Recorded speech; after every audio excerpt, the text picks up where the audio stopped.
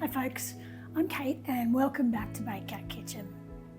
After over 20 years as a police officer, I need to take care of both my mental and physical health, and sometimes the only thing that helps brighten a rough day is something sweet. Today we're diving into one of my absolute favourites, chocolate chip cookies. I've baked a lot of cookies over the years, but these gluten-free beauties, they're the best of the best if you ask me. A couple of years ago, after a particularly nasty bout of COVID, I was diagnosed with an autoimmune condition. It was a turning point for me, both personally and professionally, and it changed everything. One of the best changes I made was to my diet. I cut out most processed sugars, gluten and dairy, and I can't tell you how much it's improved my health and overall well-being. I'm not celiac, but gluten does upset my gut and ramps up inflammation, which is a big part of my condition. So while I usually steer clear of it, I'm also not about denying myself the occasional treat. And let me tell you, these cookies certainly hit the spot. I like to portion the dough out into individual cookies and keep them in the freezer. So any time I want a fresh baked treat, it's just 15 to 20 minutes straight from the freezer to the oven. The best part is that they are gluten-free, so I can enjoy them without the worry. And I promise you, you won't miss the gluten at all. Let's get baking.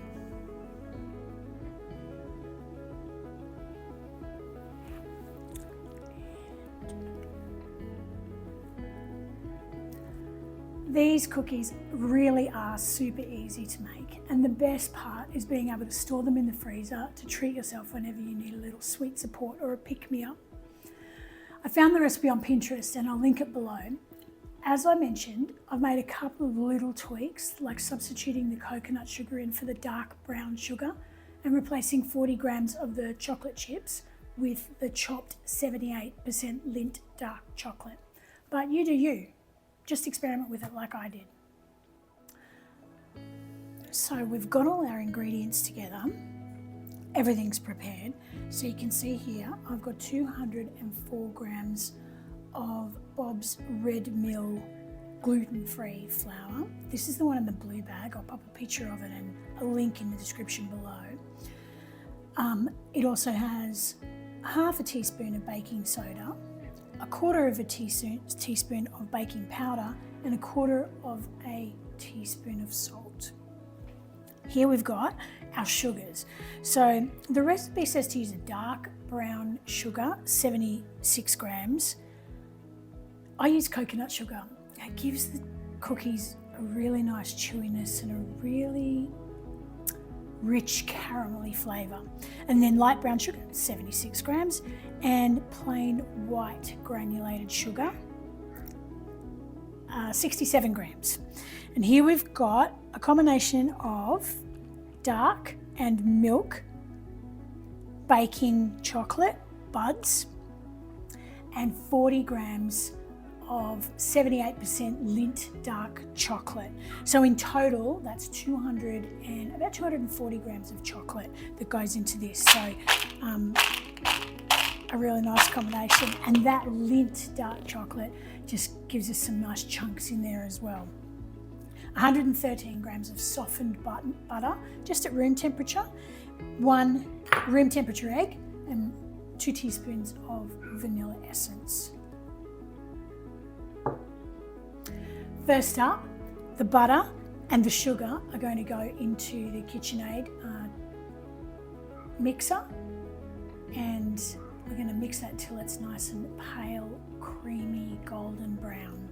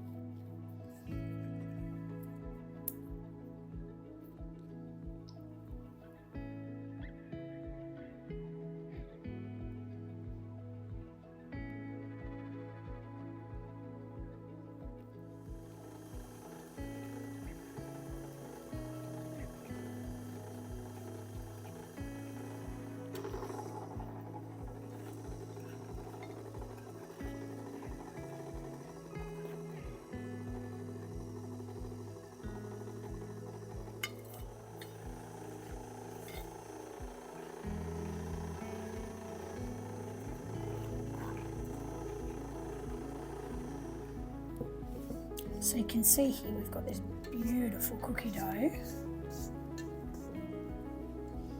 A lovely light golden brown. And now we're going to mix the chocolate chip and dark chocolate in here. Don't do this in the mixer. It will not mix very well. You really need to do it by hand.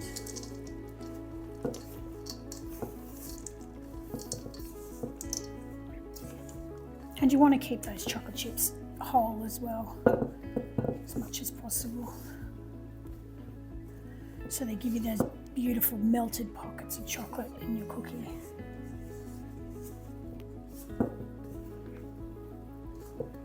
Oh, fantastic. Now, you don't want to put these cookies straight in the oven. You need to get them in the fridge for a while, or I put them in the freezer for half an hour to an hour before baking them. I haven't tried baking them without chilling them before, but I'm assuming that it just would spread too far across the tray. So I have here a baking tray with some baking paper on it, and I use a ice cream scoop or cookie scoop. I've got them in a couple of different sizes, and I like to do a mix of sizes for these. So the smaller ones I like to put in gift bags to give to friends, and the larger ones, well, they're a treat for us. So let's get started.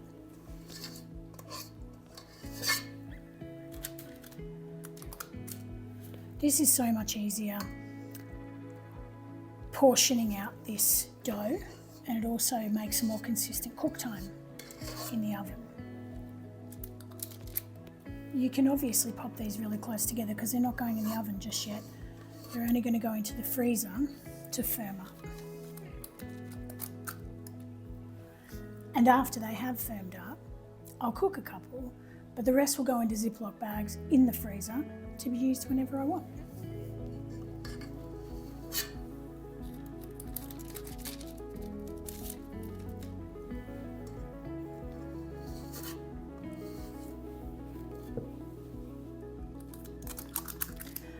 So these will now just pop into the freezer for about an hour, and then we'll get a couple in the oven to show you what they're like.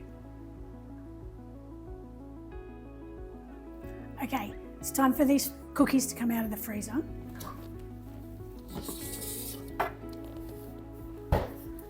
They've been in there for about an hour now, so they're pretty well frozen. Most of these are going to go just into a Ziploc bag and into the freezer so that they are ready when we need them.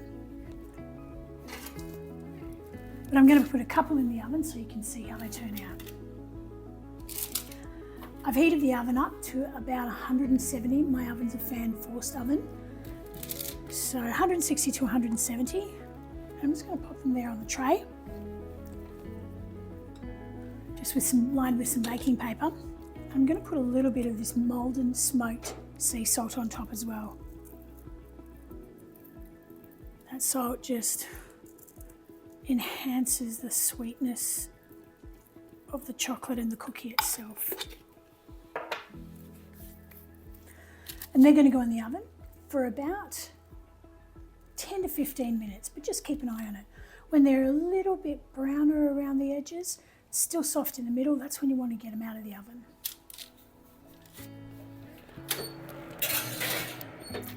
I check them after 10 minutes just to make sure, because you never know. And the rest of them go into the bag.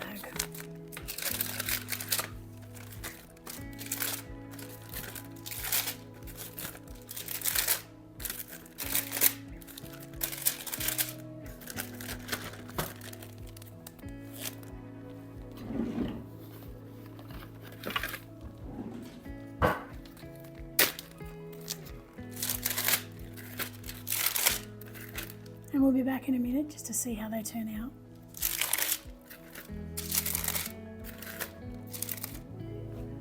Okay, been in for about 15 minutes now, so we're going to have a look at them. Oh yeah, wow. I give them a little knock because it just helps them drop a little in the centre and it stays a little bit chewier in the centre and crispy on the outsides. We're going to leave them on the tray for about 5 minutes because they're super soft right now, and then I'm going to move them onto the rack and let them cool for 5 or 10 minutes and then they're ready to go. I'm doing my best to manage my ongoing health conditions, and my diet is a crucial part of that. But I also think it's important to treat myself occasionally, as long as I do it in moderation. I'm also really enjoying sharing with you the things I do to stay happy and healthy. So if you're enjoying it too, hit like and subscribe so you don't miss my next episode. Until then, be kind to yourself and others, and have a great day.